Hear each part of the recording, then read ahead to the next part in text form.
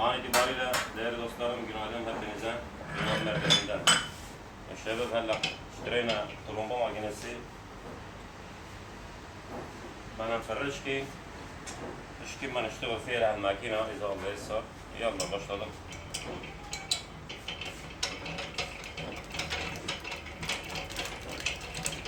Şöyle değerli dostlar, gördüğünüz gibi böyle bakan eller makineyle istediğiniz zaman, istediğiniz saatte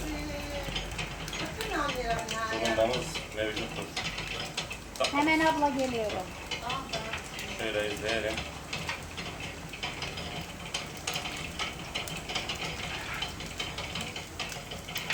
Beş dakikaya kadar hazır. Katmaya şöyle katmaya.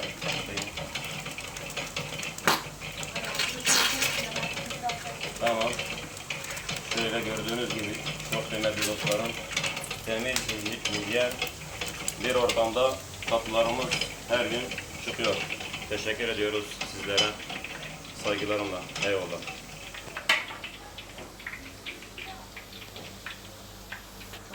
Şöyle.